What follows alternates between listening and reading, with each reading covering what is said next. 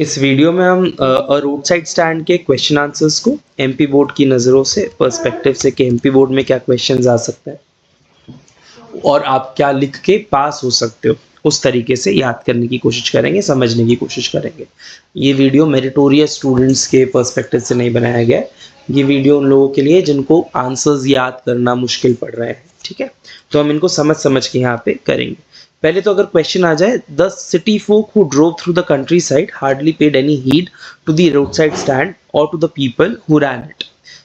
If all they did it was to complain, what was their complaint about? पहले तो question बड़ा देखने में ऐसा डिफिकल्ट लग रहा है, उसको समझ लेते हैं। बेटा फोक का मतलब क्या होता है? फोक का मतलब होता है पीपल, ठीक है।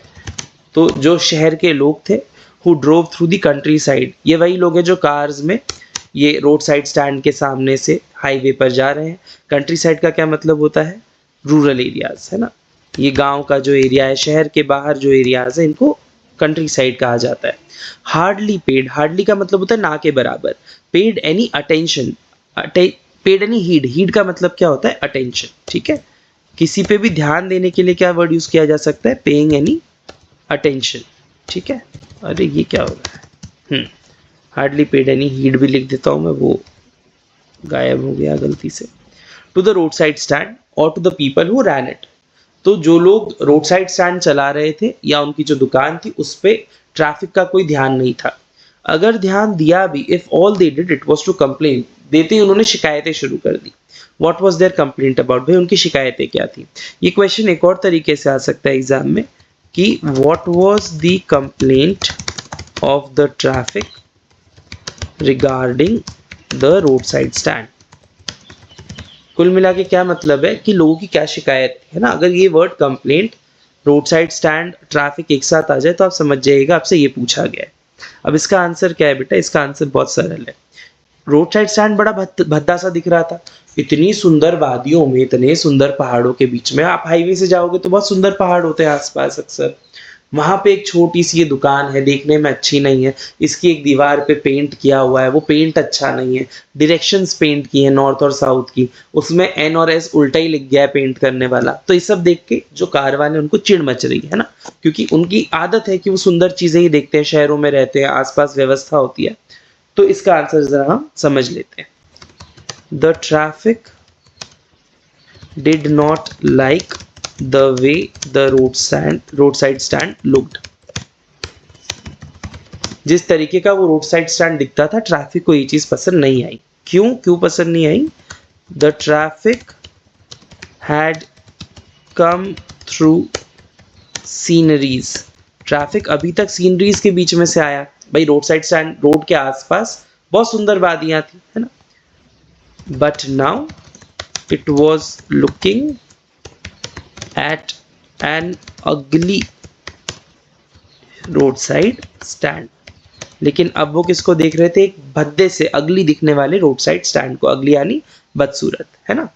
The wall of the road side stand had directions painted on it. The wall of the road side stand, जो एक दीवार थी रोड साइड स्टैंड की, उस पर डायरेक्शंस पेंटेड थे। लेकिन वो डायरेक्शंस भी क्या थे? उल्टे थे। The directions were painted wrong, ठीक है। रॉन्ग से यहाँ पे मतलब ही नहीं कि नॉर्थ को साउथ दिखा दिया। एन भी उल्टा था, एस भी उल्टा था, है ना। वो आप पोएम का एक्सप्लेनेशन देखना, उसमें आपको समझ में आएगा, ठीक है। इस वजह से ट्रैफिक जो है उसको ही बिल्कुल भी पसंद नहीं आया। तो this was the complaint of the traffic regarding the road side stand, ठीक है। इसको बेटा 2 बार लिख लो, 3 बार लिख लो, याद हो जाना चाहिए। अगले क्वेश्चन पे चलते हैं। What was the plea of the folk who had put up the roadside stand? जिन लोगों ने रोड साइड स्टैंड खोला था, उनकी क्या रिक्वेस्ट थी? प्ली का मतलब क्या होता है? रिक्वेस्ट। अब उनकी क्या रिक्वेस्ट थी? क्या उन्होंने सर्वाइवल के लिए रोड साइड स्टैंड खोला था? नो। क्या उन्होंने डोल ऑफ ब्रेड यानी रोटी कमाने के लिए रोड साइड स्टैंड खोला था? नो। बल्कि उनके क्या थे? उनके कुछ सपने थे। They had some dreams. क्या ड्रीम्स थे उनके? उनको अपना क्वालिटी ऑफ लाइफ इंप्रूव करना था, ठीक है। उन्हें वैसा जीवन जीना था जैसा उन्होंने फिल्मों में देखा था, जैसा लोग शहरों में जीते थे। ठीक है, इसका आंसर हम जरा लिख के देख लेते हैं। The plea of the folk who had put up the roadside stand, यहां तक तो ऊपर से आंसर से आ जाएगा, was to improve their quality of life। क्या आया? to improve their quality of life। ठीक है, they wanted to earn money which was in the cities, उनको वो पैसा कमाना था जो शहरों में था। they wanted to earn money which was in the cities, शहरों में तो डेकोरेशंस के लिए भी बहुत पैसा था, है ना। it would not be fair, ये सही नहीं होगा कि हम ऐसा कहें to say that the roadside stand was put up, ये फेयर नहीं होगा, ये अच्छा सच नहीं होगा ना। यहाँ पे फेयर का मतलब क्या? न्यायपूर्ण। ये सही नहीं होगा कहना कि रोड साइड स्टैंड को इसलिए खोला गया वो put up just for survival, कि सिर्फ जिंदा रहने के लिए रोड साइड स्टैंड खोला गया हो, नहीं, उनको ज्यादा पैसे कमाने थे। ठीक है, इस आंसर को याद करने की कोशिश करो, हो जाएगा। Next, the government and other social service agencies appear to help rural poor people but actually do them no good, pick out words and phrases that the poet uses to show their double standards। अब इसका क्या मतलब है, पहले question को समझते हैं। Government और दूसरी सोशल सर्विस एजेंसीज, कोई एनजीओ हुआ, कोई इंडस्ट्री हुई, कोई आता है उन गांवों में, रूरल पुअर लोगों के पास, रूरल यानी गांव के ग्रामीण गरीब लोगों के पास, बोलते हैं, वो अपीयर करते हैं ना, वो ऐसा दिखाते हैं। अपीयर का मतलब क्या होता है? ऐसा दिखना। वो ऐसा दिखाते हैं कि वो मदद करने आए, कि वो हेल्प करने आए, but they actually do them no good, लेकिन असल में वो उनकी कोई मदद नहीं करते हैं। पोएम के अंदर ऐसे कौन से शब्द हैं, pick out words and phrases, जो पोएट ने यूज किए हैं इनके डबल स्टैंडर्ड यानी दोगलेपन को उजागर करने के लिए। अब एग्जाम में हो सकता है क्वेश्चन इस तरीके से पूछा जाए। किस तरीके से? Why does the poet use the words greedy good doers or beneficent beasts of prey। ठीक है, ऐसा भी आ सकता है। तो हम इस आंसर को समझते हैं, इन दोनों टर्म्स को भी समझ लेंगे एक बार और। वैसे तो पोएम के एक्सप्लेनेशन में ये सब टर्म्स मैंने समझा दिए हैं, फिर भी पोएट ने क्या वर्ड यूज किए हैं? The poet has used the words greedy good doers and beneficent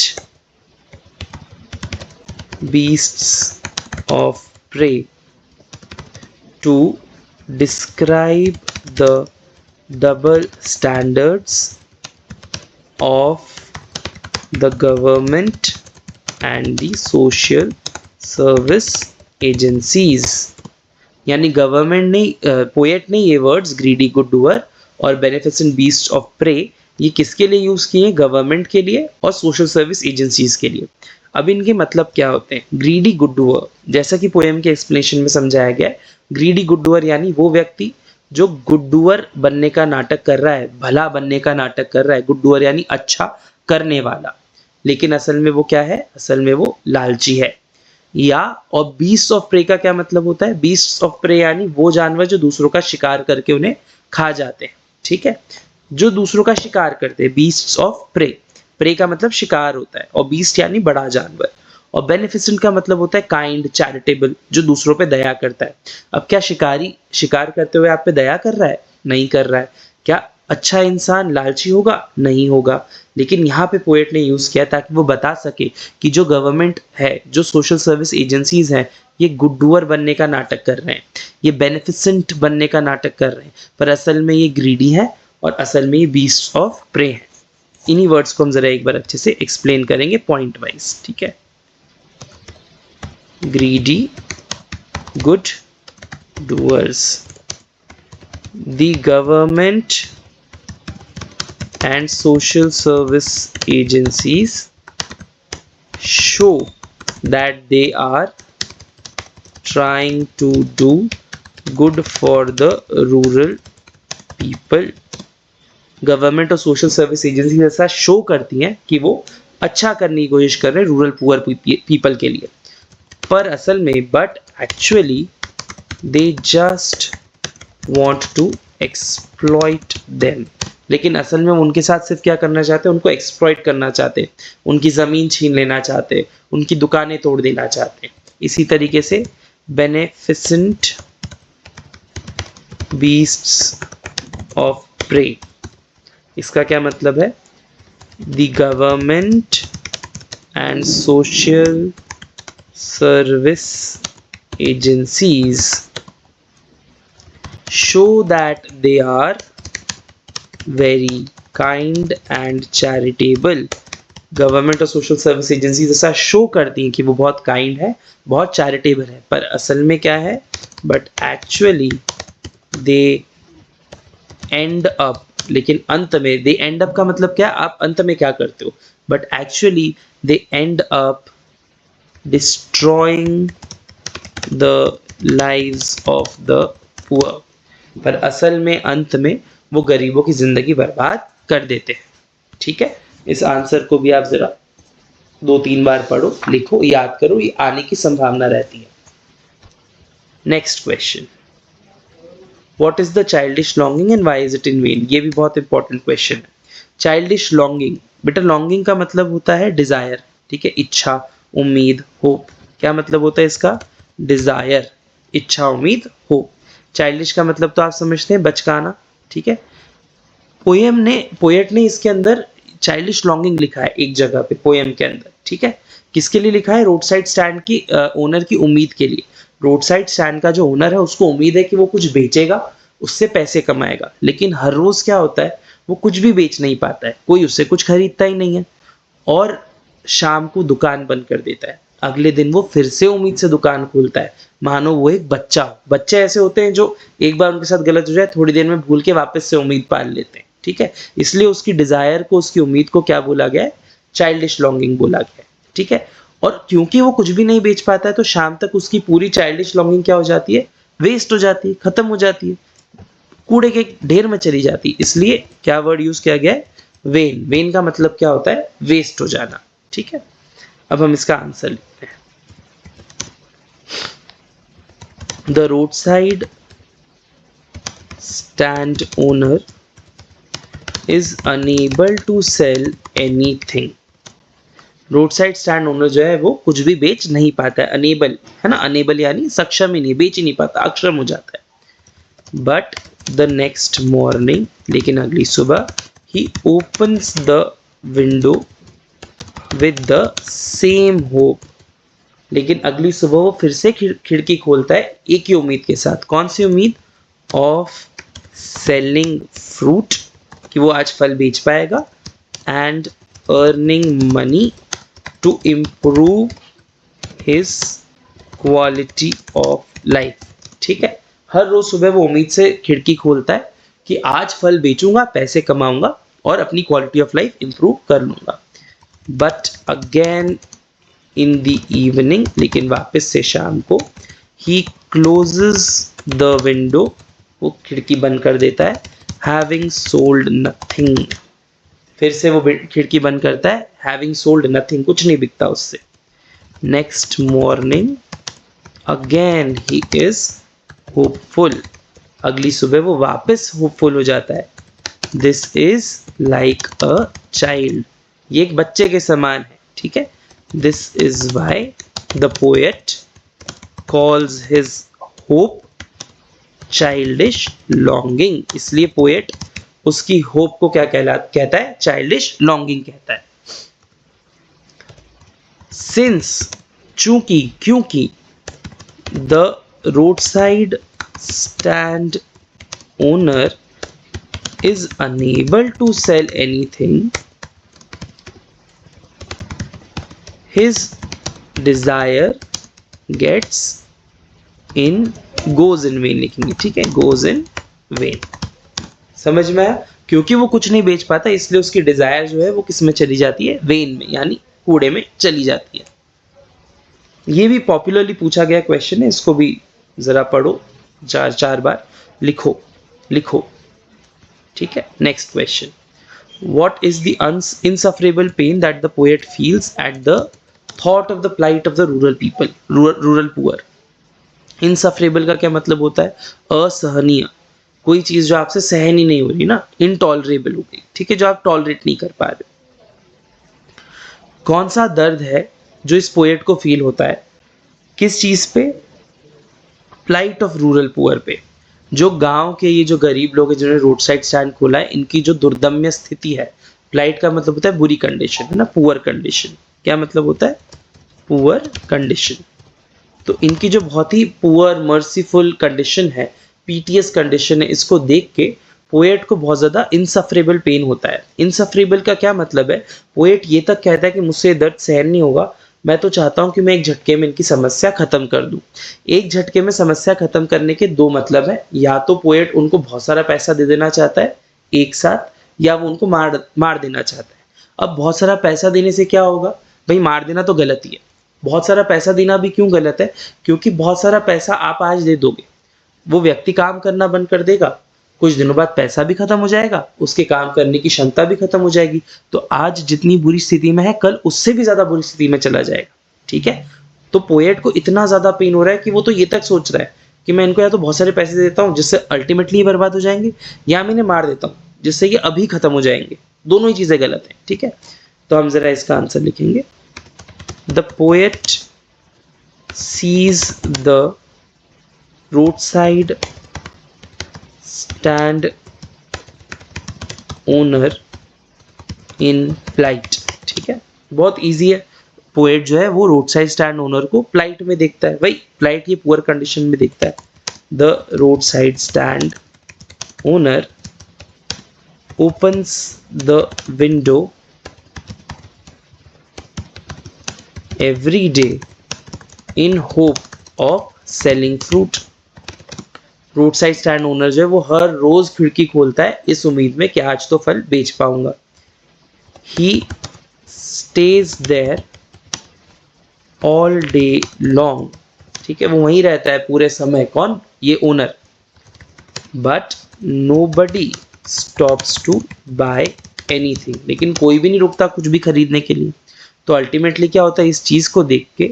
Seeing this, the poet feels insufferable pain।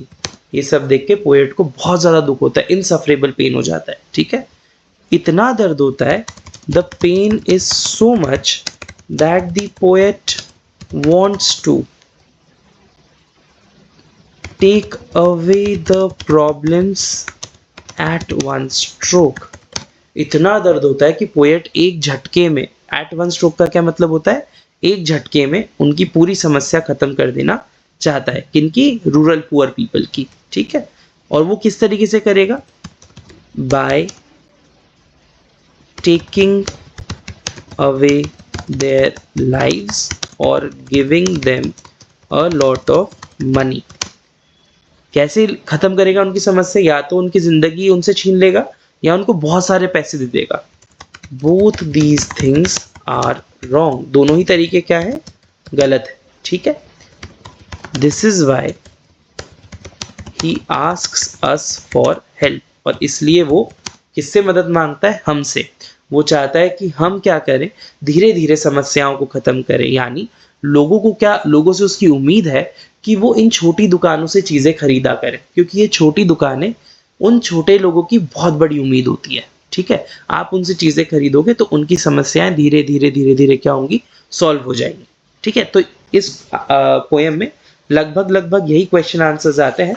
एक इसके अलावा आ जाता है कि इस पोएम का सेंट्रल आइडिया लिखिए।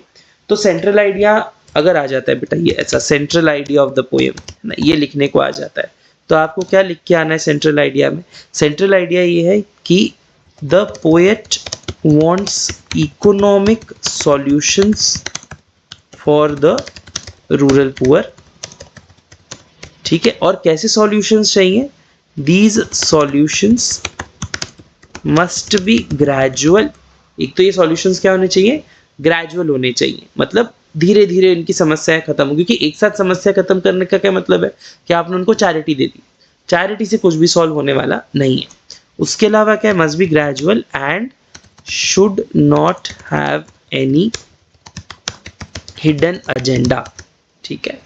और जो सॉल्यूशंस हैं उनमें कोई भी हिडन एजेंडा ना हो। जैसे ऊपर हमने एक आंसर में पढ़ा ना कि गवर्नमेंट और सोशल सर्विस एजेंसीज जो हैं वो क्या करेंगी, इनको बहुत पैसा देंगी, इनको इनकी जगह से विस्थापित करेंगी और फिर उन्हें बर्बाद कर देंगी। ऐसा हिडन एजेंडा नहीं होना चाहिए। इनकी मदद ईमानदारी से करी जानी चाहिए और इकोनॉमिक तरीके से की जानी चाहिए, एक ऐसे तरीके से जो लॉन्ग लास्टिंग हो, सस्टेनिंग हो, ठीक है। ये क्वेश्चन के आने के चांसेस कम है। यदि ऐसे आ जाए तो आप ये लिखिएगा और उसके बाद पोएम की समरी लिखिएगा, ठीक है। ओके।